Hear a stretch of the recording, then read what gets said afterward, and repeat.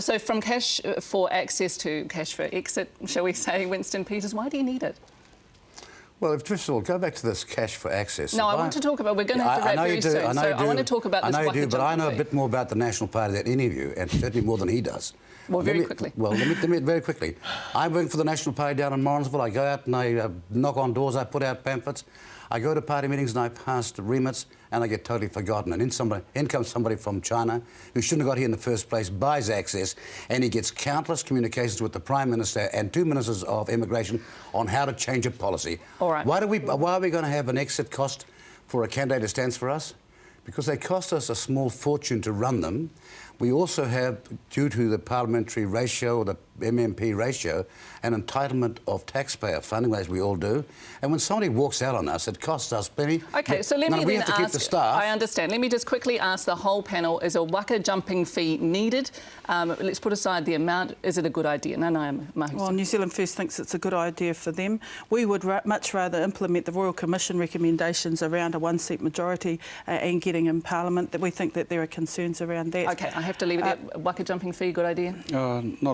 We'd hopefully never get to that point in time, but I think Marae's hit the nail on the head with respect to the change to the MMP eligibility to be in Parliament anyway. Yes or no, waka jumping fee? I don't care what New Zealand First does internally. I'm more interested in growing the economy and getting more jobs for New Zealanders. Waka jumping fee? You can't buy loyalty. Shane Jones got bought by the National Party to go and get a job outside. And Winston, you need to know that people are innocent till proven guilty, and Mr Horan was never proven guilty of any criminal. It's not for us. It's not. Stand back and watch. We have a great selection process so that we know that our people are committed to our kaupapa. That's right. I want to wrap up by asking you, or just putting to you firstly, that 40 World War II veterans are flying out to Italy this weekend to mark the 70th anniversary of the Battle of Monte Cassino.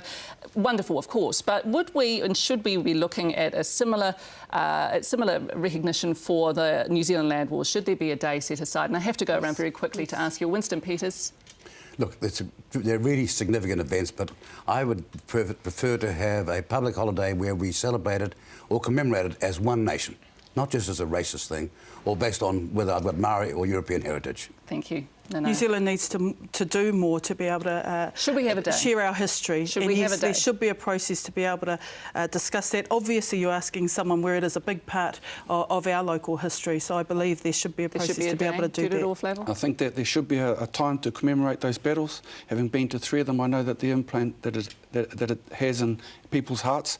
But I don't know about the idea of a holiday, because people changes the whole significance. A day, but maybe not a holiday, yeah. Jami-Lee Ross? Look, I think we've got a very strong tradition of recognising those who've served New Zealand through Anzac Day. It's important we always recognise those people.